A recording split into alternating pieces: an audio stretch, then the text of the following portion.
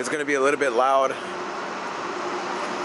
for this video because over there is like an AC system, and yeah, that's why I don't really make videos here anymore, because it's too loud for like a random Integra video.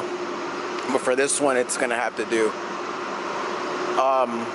There's gonna be a quick little video of what's wrong with the truck. Last video I mentioned that the engine, transmission, rear end, it's good, it shifts good, drives good, but it doesn't turn good. And the reason why, I'm just gonna like assume, okay, that it was hit here. That's why the light was replaced. I don't know if this is original, but the frame is actually cracked.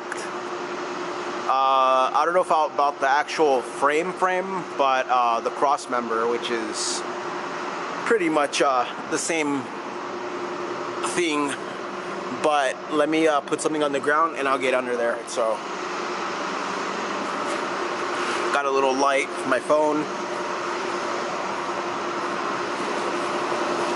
I mean, it's actually pretty cool, you know, because I'm really not used to being able to crawl under the Acura since it's inches off the floor.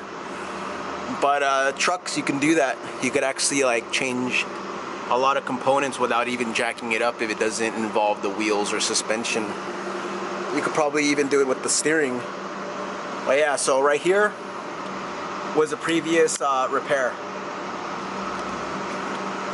Somebody basically got a piece of angle iron, cut a piece of it, and attached this to that piece, because this piece is no longer attached over here.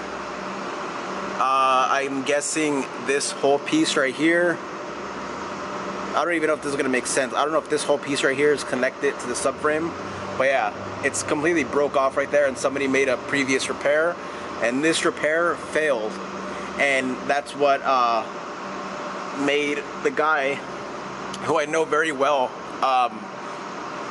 get rid of the truck.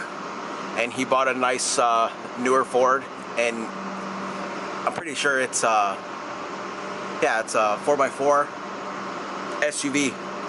But yeah, so this was a previous repair. Now, the only problem with this though is that I'm kind of confused exactly what's happening, because this is welded too, and this is welded too. This side is not welded right there. So right here, right there, and right here, and this rivet right here, it seems like kind of like at an angle. So something is definitely sketchy. I gotta like really compare this side with the other side, but the other side is actually very basic as far as like the frame rail and like how it looks over there on that side, and this side is actually really beefed up because of the steering box.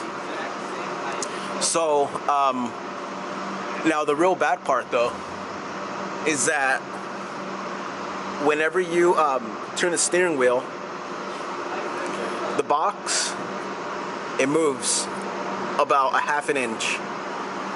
This part of the frame rail moves about 1/4 inch. It actually does move the pitman arm. It moves this arm. The wheels turn too. But also what's happening is that this is pushing the wheel to go that way, but it's also pushing the suspension arm, these beams right here, and the whole subframe, like this piece, the whole subframe. It doesn't hold the engine, I don't think, but the whole subframe or cross member moves also. So that's where I'm basically screwed at that point, because the subframe is moving also. When he did make this repair, it was good. Yeah, I'm sorry about the camera. I'm just like on my back and it's just going everywhere. But I'm actually gonna use this to cross-reference and pictures and everything about a possible repair. So I'm just sharing this with you guys. and I'm gonna use this video to look at too at a later date. But yeah, so what I was actually thinking about was the rivets that actually hold the cross member in, drill through those and the frame, and just put I have some nice hardware, some nice brand new grade 8 hardware, and just don't take out the rivets, just go besides the rivets and put bolts just to keep it from moving, and from here just put a piece of metal from there to there, but clean it up real nice, you know, like make a solid repair, and weld it, buy a welder and weld it myself. And you might think like, why would I buy a welder for this? Well, I've been wanting a welder for many little different things so I can do. So attach this to this, bolt the subframe down, and then I was actually thinking about what they did here, welding the other side the same way, because all this is moving and it'll just button up that side over there. So besides that, it's actually very solid. It's pretty good, and I just got to see which way I'm gonna go about it to actually fix it. Let's check out the passenger side.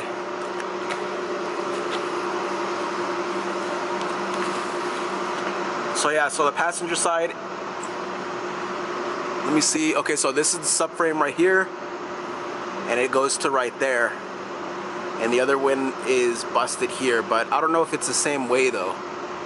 So if anything, I just gotta like recreate this to go back here, but on the inside, weld it all in and just put a bolt through it and weld the bolt in permanently.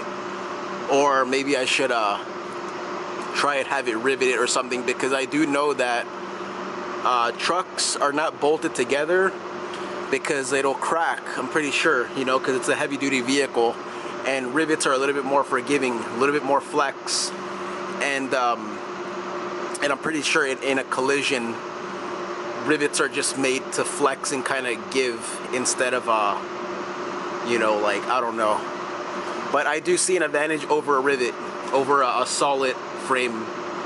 But yeah, so I'm just thinking about rebuilding this and just put a bolt in it, but I really gotta look more into it, look more detail. But it's a real pain in the butt because it's got so much grease and, you know, from oil leaking and everything.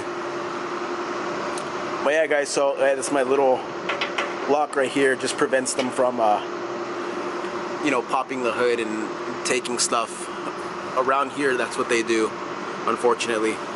But yeah guys, so I'm gonna cut it off right there. Thanks for watching. Thanks for subscribing and liking and everything. And I really hope to get this fixed, because this is a pretty badass truck, and I kind of want to put some miles on this thing. I want to see what it can do, like in the sand and doing some trailing in the desert.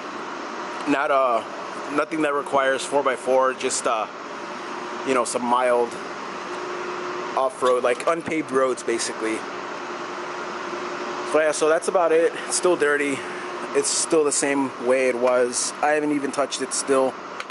I'm kind of sick of looking at it like this because this is not the way I like it. But yeah. And this tint too. Got to take that tint off. It's pretty bad. Doesn't look good.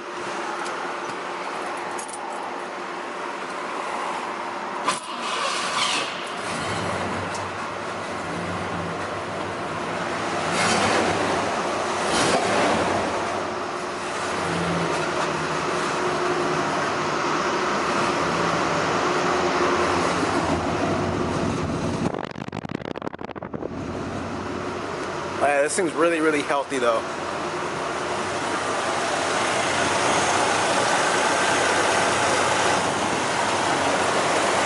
Very smooth. It's got a vacuum leak, but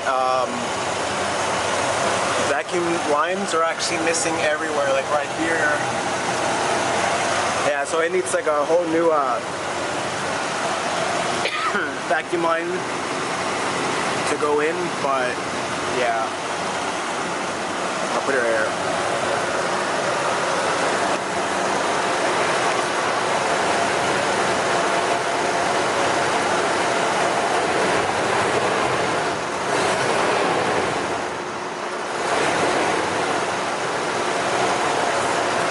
This thing's so dope.